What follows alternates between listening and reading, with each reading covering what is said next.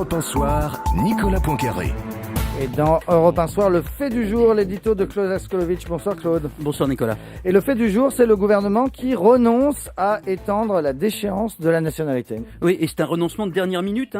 L'Assemblée va débattre, elle a peut-être commencé maintenant du projet de loi sur l'immigration en seconde lecture. Et on a appris tout à l'heure, en début d'après-midi, que l'idée de cette extension de la déchéance de nationalité était enterrée. Plusieurs conclusions politiques. La première immédiatement, c'est une défaite politique pour Nicolas Sarkozy. Déchoir de la nationalité française les auteurs de crimes contre les personnes dépositaires de l'autorité de l'État, policiers ou gendarmes par exemple, c'était son idée, il l'avait sorti de son chapeau lors de son discours de Grenoble l'été dernier. Eh bien c'est fini, ou plutôt c'est renvoyé à une mission d'études sur la nationalité qui sera conduite par deux députés, un UMP Claude Goasguen, un socialiste Manuel Valls, autant dire qu'on oublie pour l'instant. Deuxième conclusion, donc le centre existe, parce que c'est le centre qui a fait reculer le gouvernement. Il y avait une menace de voir notamment Jean-Louis Borloo voter avec la gauche contre le gouvernement. Borloo, avec 67 autres députés centristes, libéraux et gaullistes, avait déposé un amendement contre cette déchéance de nationalité. Ils voulaient aller au bout, donc ils ont fait peur et le centre se voit déjà en alternative au service de Nicolas Sarkozy s'il voulait changer de politique, ou contre lui s'il ne pouvait pas se représenter. C'est ce qu'on entend dans l'entourage de Borloo.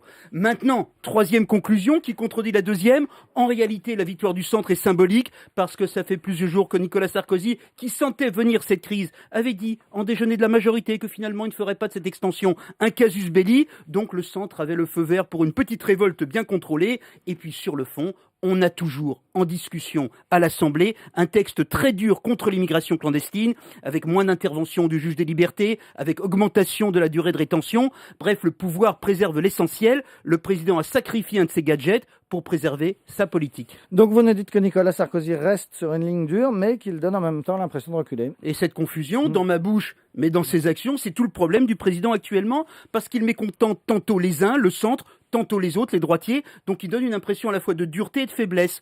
Je vous disais qu'il mécontente les droitiers. Brice Hortefeux, l'ancien ministre de l'Intérieur, regrette que le président ait abandonné cette extension de la déchéance de nationalité, mais Brice Hortefeux est infidèle, il ne le dira pas, n'empêche, lui, il se serait fait fort de la faire passer à l'Assemblée. Jacques Miard, qui lui peut parler, qui est un député, qui incarne, on va dire, l'aile vulgaire du gaullisme, parle des bobos salonnards qui ont fait reculer la droite. Maintenant, évidemment, il faut lier tout ce qui arrive à la montée de Marine Le Pen et à la droite qui est très perturbée, on en parle tous les jours. Aujourd'hui, un exemple, rien à voir avec le projet dont on parlait à l'instant. Vous avez eu deux sorties totalement contradictoires venues de personnes importantes à droite. La ministre Nathalie Kosciusko-Morizet a déclaré qu'il faudrait voter pour un candidat de gauche contre un candidat Front National, et déjà aux élections cantonales qui arrivent. Donc à la fois, elle intègre une défaite de son camp et elle se place en posture de résistance, Nathalie Kosciusko-Morizet. En face, la députée Chantal Brunel, qui compte au groupe UMP, a expliqué, elle, qu'il fallait prendre les immigrés qui viendraient de la Méditerranée et les remettre dans des bateaux. On dirait un copier-coller de Marine Le Pen. Cette incohérence, c'est évidemment, Nicolas, la marque d'une panique. Claude Askolovitch, tous les soirs dans Europe 1 Soir.